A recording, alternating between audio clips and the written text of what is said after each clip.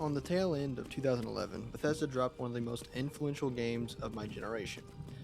But this isn't a video essay. So what's important is that everybody collectively agreed that it's easy.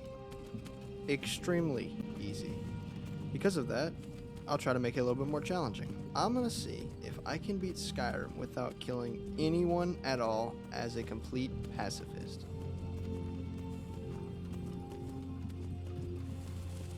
The rules are simple, or more specifically, the singular rule is simple. I can't kill anyone or anything.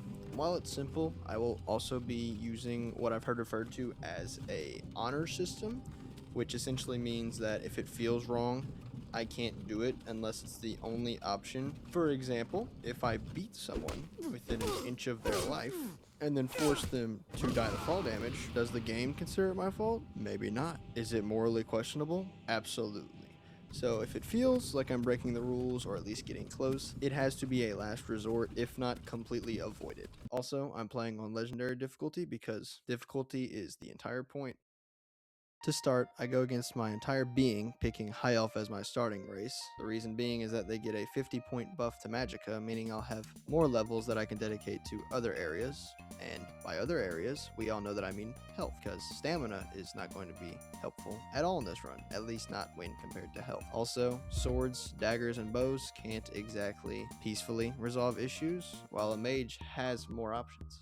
The option that I first had in mind was the illusion tree, specifically the calm spectrum of the illusion tree, because it can do exactly what I need it to, calm enemies without outright hurting them. Though after the entire intro sequence is done, where Alduin frees us, I follow Hadvar because that's exactly what a high elf would do, and open my magical inventory to see that I had one illusion spell, and it was Fury, not optimal. So instead I opted to use the healing spell and just heal up any damage that I came across while avoiding confrontations. The first sign of trouble we came across was the Stormcloaks inside of this room, though we had the key to the door behind them, so I was able to slip by while Hadvar distracted them. The rest of Helgen played out about the same, with me running by fights and healing myself, and I was able to make it out with Hadvar with a bunch of weapons and armor to sell once we made it to Riverwood. Once outside, me and Hadvar strolled down to the Standing Stones, where I grabbed the Mage's Stone, which would buff the experience I gained from magical skills. Then we headed to Riverwood, finding Hadvar's uncle Alvor, which is the town blacksmith. Because of that, I was able to sell all my junk to him from Helgen. Then I headed to the Riverwood Trader to pick up the Golden Claw quest before heading off to Whiterun.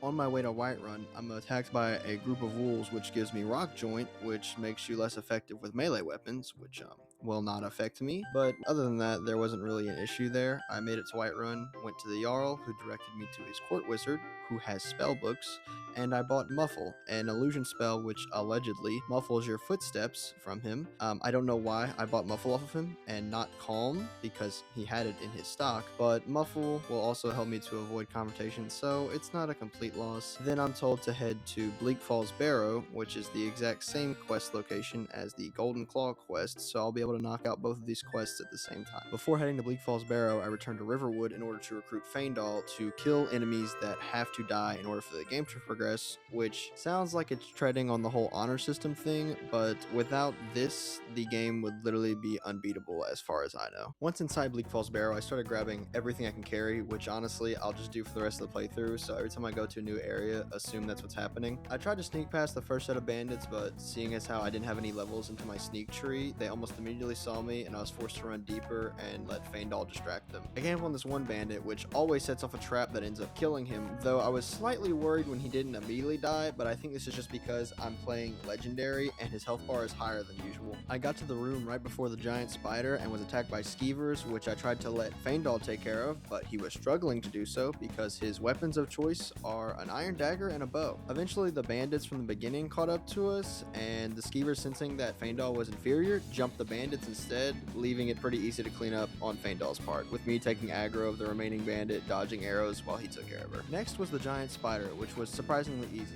because I just sicked Faendal and his cute iron dagger on it while I ran past and broke the cobwebs holding Arvel up, who immediately started taunting me about how the claw was his and how he'd never give it up. Then his next move was to square up with an undead warrior left in the crypt specifically for the sake of defending it, and he got slammed. So I was able to retrieve the claw and press forward. The rest of the barrow Barrow was relatively uneventful. I was able to run past just about everything, but it was made up for by the last room of the Barrow, which housed the Draugr Overlord. The Draugr Overlord is the sole reason why I stopped to recruit Faendal, because he's one of the enemies in the game that is required to die in order to progress. He has the Dragon Stone in his inventory, which is needed to progress the main quest and by extension beat the game. I tried to pickpocket him, but you can't pickpocket Draugrs, so I really only saw this course of action as the way forward, which was Faendal killing him so that way I didn't have to. Though I'd be lying if I said I had full confidence in the guy.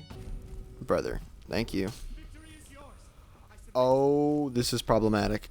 Though after a while, he was able to die with me, shimmying in and out of his sight lines, avoiding his attacks, because I was one shot to his normal attacks, power attack or not. The only thing that didn't kill me was his shout, which I don't think is supposed to do damage normally, but hey. Though Faendal was eventually able to kill him after 8 deaths and surprisingly only 20 minutes, which, is a longer time than you had to wait to get here, but whatever. I was able to walk out with the Dragonstone and head to Riverwood because I like money, and turning in the Golden Claw to Lucan gives me 400 gold, and I was able to sell my junk to him as well. I then headed to Whiterun to continue the main quest, where once I gave the Dragonstone to the Court Wizard, we were alerted that a dragon was reportedly attacking one of the watchtowers. Me and the Jarl's Housecarl are sent out with a battalion of guards to go deal with it. I began using Healing Hands, which acts like healing, but instead of healing the user, it heals the people you are looking at, and by using this spell, I became convinced that all of the Whiterun guards had infinite health, until one of them obviously didn't, but shortly thereafter the dragon died, so at least he died for something. After reporting the dragon attack to the Jarl, I'm tasked with going to the Greybeards, which reside on a very big mountain in the center of Skyrim, in a place called High Hrothgar. You're technically tasked with going to Ivarstead to find information on them, but I somehow managed to not do that. I fast traveled to Riverwood from Whiterun, then started to scale up a mountain to try and get as close to High Hrothgar without taking any conventional routes to get to Ivarstead. I ended up just scaling half of High Hrothgar, and so I just followed the road to the Greybeards without ever needing to go to Ivarstead. Keep in mind, this entire time I was spam casting Muffle, which kept raising my experience levels in Illusion drastically. I also forgot to mention that the Jarl rewarded me with Lydia as a follower, who is the goat, but I wouldn't use her at this time, so it doesn't really matter that much. Upon meeting with the Greybeards, they did some sort of test to make sure that I was Dragonborn, and then gave me the Whirlwind Sprint Shout, which would be extremely useful since it's strictly mobility focused and has no combat ability. This will let me get past a lot of enemies and issues without actually having to fight them, so that'll be really good for me. I then headed to Whiterun to sell my things and to buy a carriage to get closer to the quest marker they gave me. Upon entering Whiterun, I was met with 2 cultists, which are part of the Dragonborn DLC, which I didn't plan to engage with. They killed me regardless. In the one universe that is canon to me interacting with these people, I leveled up for the first time, bringing my health to 120 and my magicka to 180. Since I was attacked in probably the most defended city in the entirety of Skyrim, they were dealt with semi-fast. I would finally buy the Calm spell from the Jarl's Wizard in Whiterun, as well as the Fear spell, though Calm would be much more utilized before heading to Morthal. Shortly after entering the dungeon, I died, and then changed my apparel from steel armor to one of the cultist robes from Whiterun and a novice hood that I had snagged while in Helgen. With these armor pieces, I would have much less armor, physical armor, but my magic would be buffed by 30 points and regenerate 75% faster. With all these magical buffs, I decided to sit in a corner and let Faendal deal with everything. Yep, some things never change. To my credit, I did start calming the stronger enemies, so Faendal only had to deal with the weaker ones, considering he was still only using an iron dagger for melee fights. This had an unintended benefit of them going deeper into the crypt and then getting in fights with a Draugr that me and Faendal would eventually have to deal with anyways, which would have been difficult for me since illusion spells don't work on Draugr until you hit an extremely high illusion stat. Once Faendal got into a fight with a Draugr that I knew would take an uncomfortably long time, I decided to just run deeper into the dungeon, where I'd find the Become Ethereal Shout. This shout would be extremely useful, if not the most useful for the entire playthrough, because it makes you invincible for like 5 seconds, with the only downside being that you can't interact with anything or deal damage, in which the shout would lose its effect, which isn't really a downside since I don't plan on dealing damage, so I only can't interact with things like open chests or containers while the shout is active. Though for the time being, I didn't have a dragon soul to unlock it, so I'd figure that out later. The rest of the dungeon was pretty boring. There was one puzzle where I had to use Whirlwind Sprint to get through, but other than that, it was just walk past everything and then get to the end. In the last room, I found a note instead of the horn that I had been sent to retrieve, telling me to go to Riverwood and rent the attic room. Once in Riverwood, I met Delphine, who started to give me exposition and blah blah blah. She's really good at that, you'll notice. Telling me to head to Kynes Grove so I can prove that I'm Dragonborn to her, which apparently I want to do for some reason. Though she also said that a dragon would attack there, so I figured it was probably relevant to go, and she also gave me the horn I was looking for. Upon arriving at the burial mound, Alduin also showed up, resurrecting the dragon and beginning a fight. I wasn't all that worried since both Delphine and Faendal have bows for when it's flying, and Delphine has an actual sword for when it lands, unlike Faendal's dagger that he's still using. There was one close call where I had to level up mid-fire breath attack to reset my stats, and I would level up health. Though other than that, it wasn't really all that close and not that hard. I just ran around healing myself and Faendal and Delphine, mainly for experience more than actually keeping them alive. Despite it being quote-unquote easy, it still took 11 minutes, but the dragon would die. Once the dragon was dead, Delphine dumped more exposition onto me because that's all she's good for, and requested we go back to Riverwood so that we can discuss our next plans of action. Okay. Instead, I opted to go back to the Greybeards, bring them their horn, and they rewarded me with the third word of power for Unrelenting Force, which I cannot use because it does damage. Thanks guys, thanks a lot. I then went back to Whiterun to grab Lydia to replace Faendal because Lydia is just better than Faendal in every way. The only thing that made Faendal valuable to me was that he had a bow, and guess what Lydia has? A bow, and steel armor, and a sword, and a shield. So Lydia is just generally better than Faendal in every way, shape, or form, except for if you want to train your archery. There's a trick for that, but that's not exactly what we're doing, obviously. So with Lydia, I was forced to head back to Riverwood to talk with Delphine because the Greybeard's quest line stops until hers progresses. Also, since the game thinks that for some reason I had something to do with the dragon dying, it gave me its soul, which would allow me to unlock the Become Ethereal shout. On my way to meet Delphine, I checked the combat tab, and it told me that I have killed 3 people, an animal, 2 creatures, and 3 undead. The only way I see this being competed is that maybe the things under the effect of my spells dying counts towards my kills, but like I said before, I can't affect undead with illusion magic, so I don't really know how the game tallies up these kills or what is considered mine. Maybe my followers' kills are also my kills, but I feel like the numbers would be way higher if that was true. Though the game did at least tell me that I had no favorite weapons, so that made me feel a little bit better. More exposition from Delphine, go figure, and she's convinced that I need to smuggle myself into the Thalmor embassy to learn what they know about the dragons coming back. Now, as much as I love to blame the Thalmor for everything without any basis or evidence, that's quite literally what she's doing. She has no reason to believe the Thalmor knows more than we do, and she is willing to stake my life on getting inside to make sure that that's true. Spoiler alert, they don't. They had like 1 lead more than us, and it's not even worth mentioning. Though granted, it does end up saving everything, so I guess maybe she had something, but I can't give her credit for anything. So I went to Solitude to meet with her informant, who took only my essentials, and then got in a carriage in party clothing to go to the party. After arriving at the embassy, I walked inside and was greeted by Elenwyn, who reminded me that my name is actually Pacifist, proving that I didn't choose this life, it chose me. I was then tasked with creating a distraction so that Delphine's man on the inside, Malborn, could sneak me out the back so we could actually get down to finding things. A little bit of a rant here, but mingling with the guests may remember how much I hate the Thalmor, and if you're new to Skyrim, this is mainly for you, and if you're not new to Skyrim, you probably already agree with me, so you might as well hear an opinion that you already like and agree with. Thalmor were essentially a rival nation who brought the empire that oversees Skyrim to the brink of destruction, and in order to avoid that destruction, the empire signed a contract that made it illegal to worship Talos as well as a bunch of other stuff, probably like limiting their military stuff like that. The people in Skyrim were not fond of that, as Talos was once a man who they believe ascended to godhood, and he was a Nord, making him almost a patron saint to the Nordic people and one of their favorites. Of course, this means that a lot of people weren't chill with not worshipping Talos, but as part of the contract, if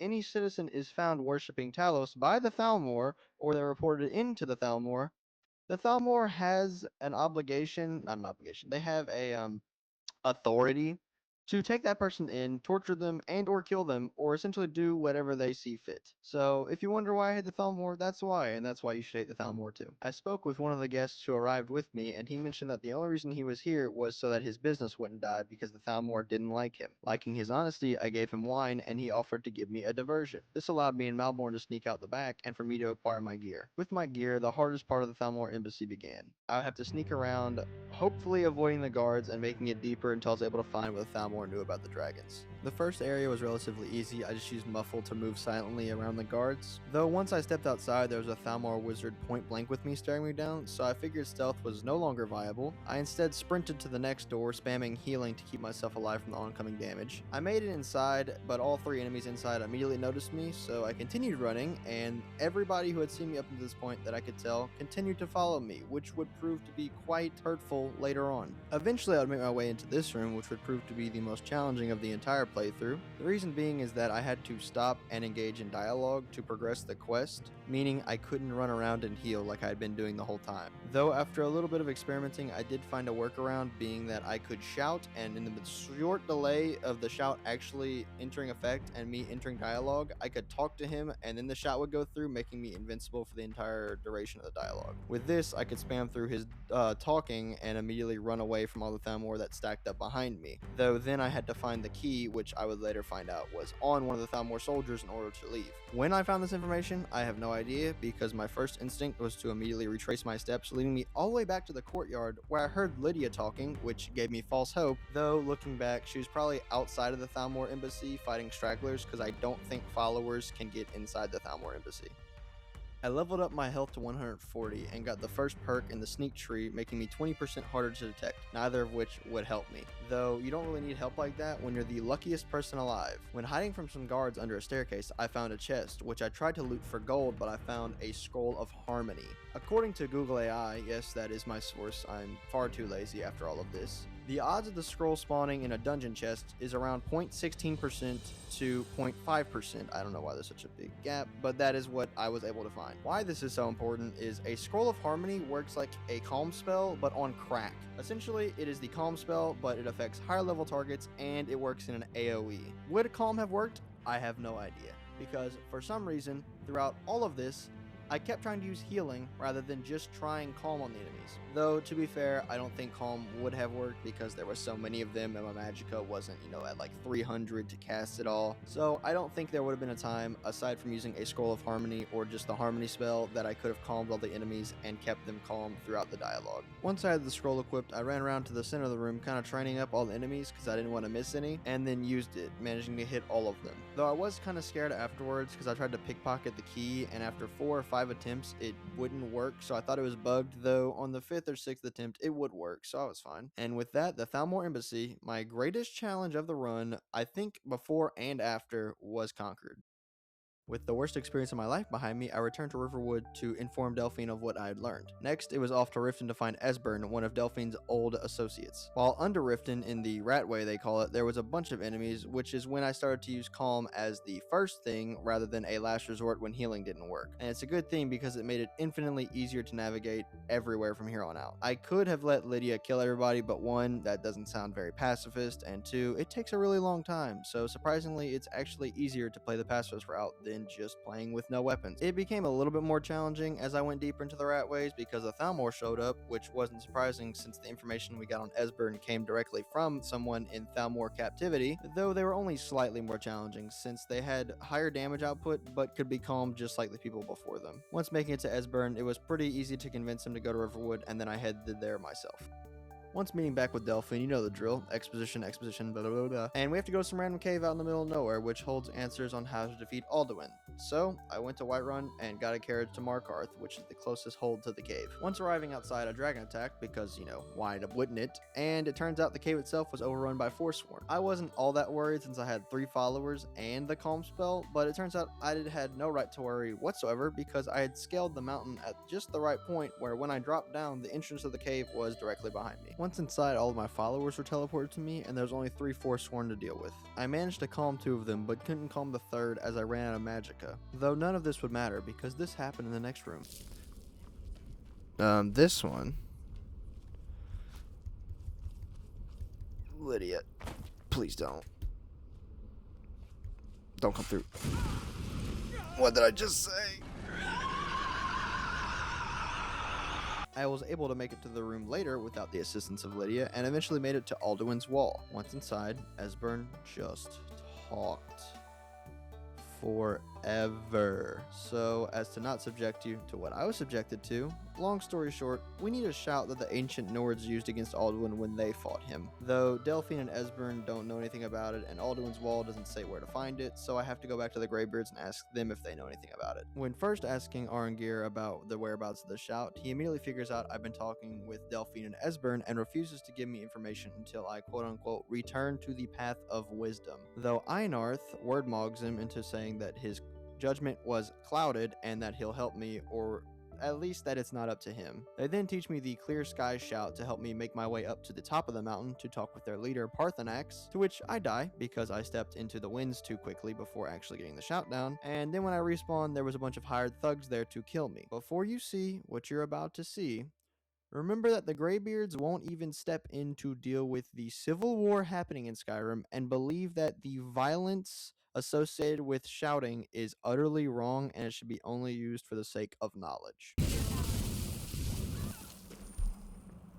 Okay, there's a lot happening. Who let them get up here? Jeez. Holy. Oh my. Dude. I've never seen this happen. Not even modded. He just got disarmed.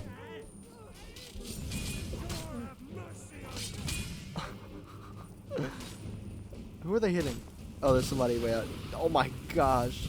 Is that unrelenting force? They didn't disarm them. I mean, they did, but it wasn't just disarmed. They threw him. Oh my gosh. What? They're spamming that, bro. I mean, there's this poor guy. Oh my gosh. Oh my gosh. He's getting beat down by a bunch of old men. What if I calm them? Will they stop? Dude, you best hope that you don't aggro again. Like, just take a minute to think about this. Like, he can only fire with his hands. Fight back. Oh my gosh. It turns out they've been sent by a blind man I had robbed in the Riften Ratways, so that's fair. Though with him taken care of, I was now free to go up the mountain. It was extremely important that Lydia made it up with me because the upcoming fight with Alduin was something I couldn't exactly participate in, and I don't think calming someone who's hell-bent on your destruction is going to work, especially a dragon like Alduin. I died to an ice wraith up the way, immediately reminding me that I didn't save after taking all of the thugs' gear, meaning that the Greybeard slamming them with shouts was all a dream and didn't actually happen, though I would make it up with Lydia the next time, and it would turn out that Alduin doesn't attack here, so getting her up, painstakingly calming the ice wraiths, was all a waste of time, and making it up to the top of the mountain also gives you a fast travel point, so Lydia will always be able to get up there with me. Great, though I was able to meet with Parthenax and talk to him about what to do next.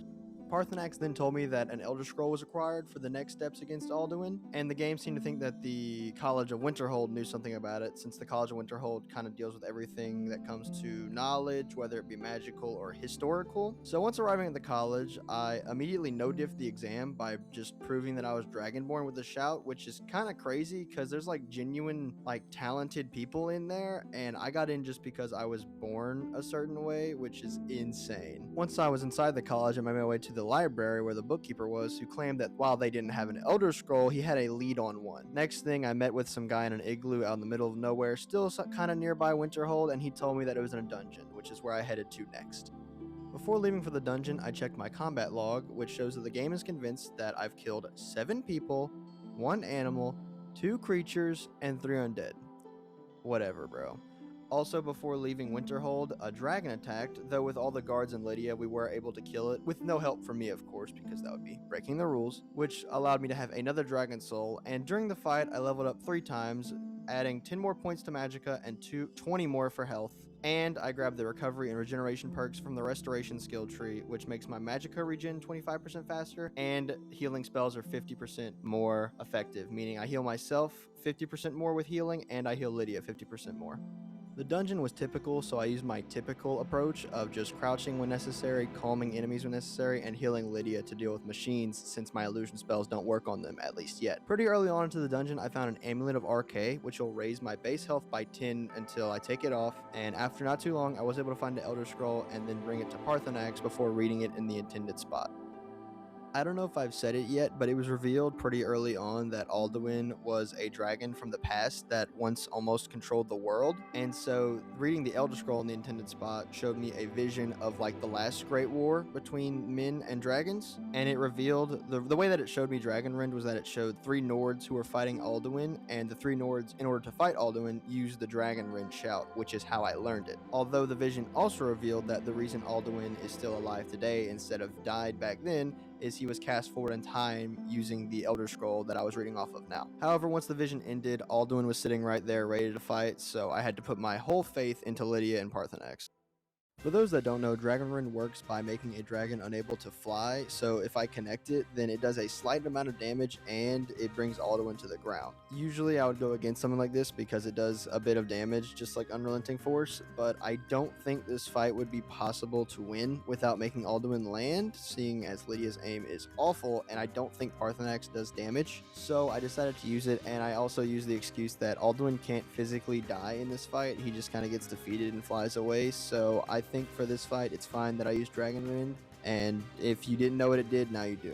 This fight was really Lydia versus Alduin, with me and Parthenax kind of spectating because I couldn't exactly help damage wise. I could heal her, but even that wasn't really that necessary, and Parthenax just kind of sat in the background. He would sometimes do like an attack at Alduin, like a fire breath attack, but I couldn't even notice if it was doing damage, so it was really just Lydia versus Alduin, which was, as you will see, terrible to be a part of, or at least a witness to.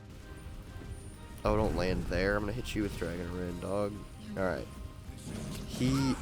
Is he taking damage? I might have to actually back out and buff Lydia. On the other hand, I might just die. Alright. Oh, Lydia, I need you to hit your shots, dog. Lydia. Okay, that is certainly damage. It's not, no, if he doesn't regen, then we can win. Now, I don't know if he regens or not. I also don't know if that was factoring in Parthenax's damages as well. I don't think Parthenax does damage for some reason. Where's Lydia? Oh my gosh, can you please just get out there? You know, I don't believe you.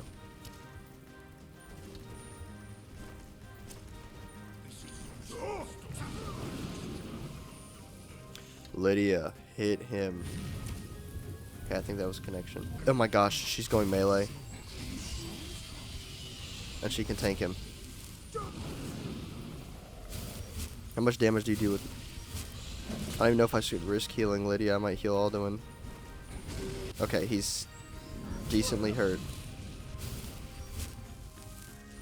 You made her pull out her bow, man. He's one. Wait, but he landed semi-close. Lydia, get in there. Please get in there. Please don't back up. She's okay. She has her blade. Did she connect? Is dealing damage a concept? Wait, I think somebody texted me. All right, come on, fry him, Lydia. You know, tell him why it's wrong to do what he's doing. He'll listen to you. I really want to test if he resists my healing hands, but I'm not willing to risk him not resisting it. Sword. He's stunned. Don't bash, just hit. Okay, did you whiff? I think she whiffed that. Maybe not the power attack. I think she might have hit that. Oh, come on. Are you hitting any of these? I keep forgetting that I'm responsible for bringing him back down. He's hurt though. He's almost half health. Come on, Lydia. Cook him up.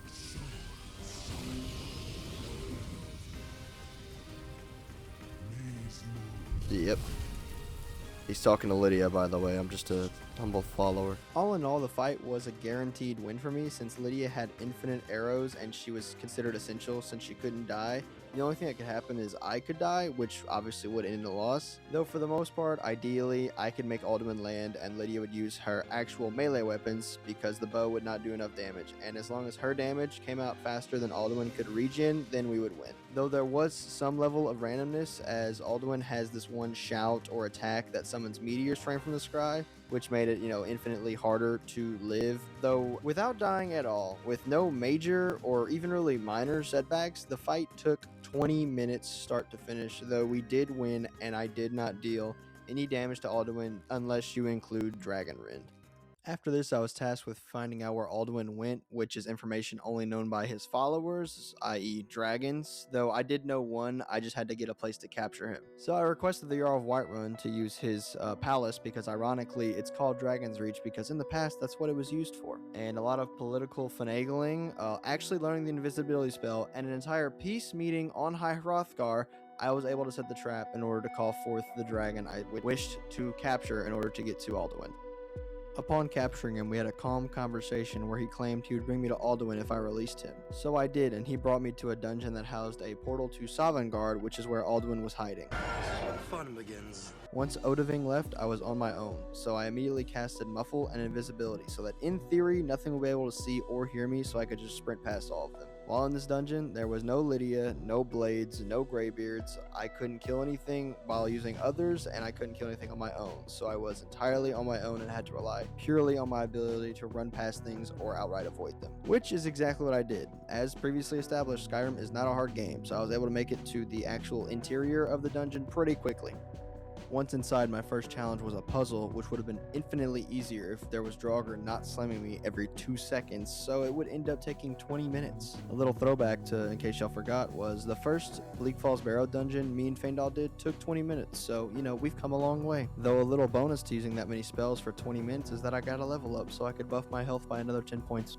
With that out of the way, the next few rooms were not a problem, though I would meet another lever, but instead of actually interacting with it, like the last puzzle, because I'm smarter than that after the 20 minutes I used to gain knowledge, I opted instead to just whirlwind sprint across the ledge, avoiding it entirely and saving myself the trouble. The next room, however, housed the biggest challenge of the run before and after, with this Draugr and this door. In order to open the door, the key was on the Draugr, and you can't pickpocket the undead. Every other time I ran into this situation, I could just use a follower to kill them, but this time I was alone, couldn't do that. I tried to kill him with an arrow trap, which kind of feels against the rules, but even that didn't work because he felt a disturbance in the force and just ignored it, exhausting all options. Like still right now, at this very moment, I don't know what else I could have done. I started farming illusion XP so that I could get the level 90 required Master of Mind perk so I could use illusion spells on undead. With this, I would then cast the Fury spell, which would aggro the Draugr against one another so that the Draugr would finally die and have it not directly be my fault. While this sounds like definitely my fault and me being responsible for killing something, especially when you consider the honor system that I mentioned, I had spent 6 minutes shy of an hour running around clueless on how to possibly get past it, and when I addressed Google asking it what a solution could be, it recommended I glitch through the door, so I truly did not have to answer this, and I still don't. I don't know what else I could have done. After 20 minutes and 2 resets, the desired Draugr had fallen, which I know I keep emphasizing how long things took, but that's just so I hope you can understand that I'm not taking the easy way out, I am taking the only way forward. Also, after casting that many spells, I would put 3 more level ups into health, and if it makes you feel better, I would check the kill counter, and the game didn't add another, so in the eyes of Skyrim, not that we've really cared about that up until now, but in the eyes of Skyrim, that didn't count as me killing something. The next room led back outside to a dragon priest, which would be a huge issue if he didn't forget his magic stick in the portal to Sovngarde, so I was able to just run past him and go to Sovngarde. It's kind of poetic that the easiest part of the entire run followed immediately after the hardest part of the entire run. Once in Sovngarde, I ran through the fog, which eventually led to this bridge where I was asked to prove my might through trial of combat. Obviously, I wasn't down with that, though trying to run past the bridge keeper and getting to the other side of the bridge is not possible. Lightning bolts will shoot down from the void, surprisingly not up from the sky, and insta-kill you. This works whether you're normal or in the become ethereal shout when you're quote-unquote invincible. The game still doesn't care. You will insta-die. So I concluded the only way to make it is for the bridge keeper to claim that I was worthy, which is, kind of hard whenever I don't want to do combat. I tried calming him, which physically works, but it doesn't actually stop the lightning bolts. So I kind of tried to get him to walk off the edge of the cliff on his own, which wasn't working. So I eventually shouted at him, which, does damage, but as you'll see, he can't die, so I figured it was okay, and I was able to knock him into a waterfall, which swept him off the map and progressed the quest to where I could move. He also met me on the bridge and said it was chill, so I'm sure it's fine. Once entering the hall, you can find Legends of Skyrim, which I'm far too tired to talk about in detail at the moment. The only 3 that are really relevant are the ancient Nords I saw in the Elder Scrolls vision who were offering to help you fight Alduin. So we all ran outside to challenge him across the bridge where I had already crossed through the fog. Ironically, this boss fight, the final boss fight of the game, was one of the ones I was least worried about. The reason being is I've seen people slam this guy with a head of cabbage to finish him off, and also I was able to beat him with just Lydia, and now I had 3 followers, 4 if Soon gets aggroed, which he does. So all in all, I had a ton of help to deal with something that I had already done before. Ironically, even though I learned it from them, I had to use Dragon Rend, which I feel is fair since they're doing all the fighting anyways. And I'll hide behind the same excuse as before, which is that I don't think the fight would be winnable if I didn't use Dragon Rend, despite the small amount of damage it does. So while I'm dealing damage to him, there's not really anything else I could do, which isn't, the best, excuse, but like, come on. It just wouldn't end if I didn't, so I had to. Come on, guys. This is gonna be just like Lydia again, but less cool because they're not Lydia. These guys can't die right. It'd be hilarious if they could. It's like after all this. I did just parry his, ow. Can we stop using that shout, man? You got like fire breath on you or something? Oh, Soon! He actually does get in here. That brother slaps. There's no way I'll do. Once again, somebody used Force. Fusroda instead of Dragon Rend after being suggested to use Dragon Rend. These guys, it is a wonder these guys managed to get him the first. They didn't get him the first time. They had to use an Elder Scroll. I'm not surprised. Alright, we got 4 of Sovngarde's greatest on him. They're actually inching him towards a mountain, so I believe it. But oh my gosh, what? He's actually stun locking them. Okay, but Lydia also didn't use Fusroda every 2 seconds, knowing it wouldn't do any damage. Maybe they're actually that's what it is. They're also trying to convince him what he's doing is wrong. Come on, come on. They are cooking him. They are cooking him. They're frying him. These 2 just stopped. Okay, there they go. Goodness. After a while of fighting, Alduin hit this stance, which made me immediately worried because I assumed that it meant that I had to be the one to finish him. It was my destiny. And upon looking it up, that's true. The Dragonborn has to be the one to deliver the final blow on Alduin. So I tried to use healing hands on him because with how weird this game is, I figured that might actually work. But instead, he felt rejuvenated and flew up to the skies, full health. So we had to fight him all over again, which we did. And as previously established, it's not a hard fight with how much help I have. So it wasn't that big of a headache to do all over again, though I would use the excuse that he was technically at 0 or like 1 health whenever he hit that stance, so I kind of used unrelenting force as a way of telling him what he was doing was wrong in the spirit of keeping the peace. And technically in the lore of Skyrim, 2 dragons fighting is a verbal debate, so shouts are really just them talking to one another. So that was my reasoning. Alduin disagreed because he was immediately swallowed by the sky and he got really mad and blew up, but like that's not really my problem. I didn't want to kill him. I'm gonna go out on a limb and say I didn't kill him. Like Cosmic Universe just blew him up, or he does that when he gets mad. I don't know. If you consider Alduin dying to have nothing to do with me, or at least not attribute his death to me, then I was one conversation with Soon away from going back to Tamriel and leaving Sovngarde behind me, which I did, which ended the challenge and this entire playthrough.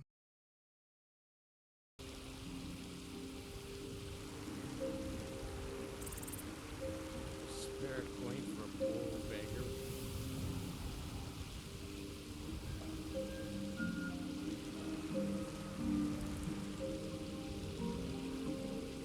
I'm right behind you.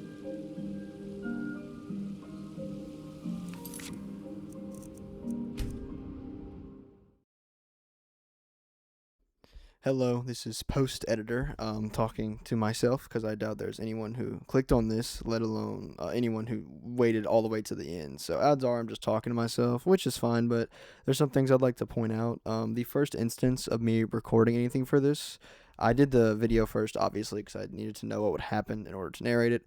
But the first instance of me recording anything was on June 6th. It is now August 20th, so it's like 2.5 months. That's not because that's not because of like how hard that was to do. That's because it was me doing it and I procrastinated like crazy. So, don't sympathize there. I actually took so long. Bethesda actually updated Skyrim, which whoever thought that you would hear those words, man, the boots on their neck and they're actually having to like well, okay, nobody wanted them to update Skyrim. Like all those mods, bro, they're gone, but Elder Scrolls 6 announced for like the third time now. Anyways, yeah. Um Thank you for watching to anyone who is here.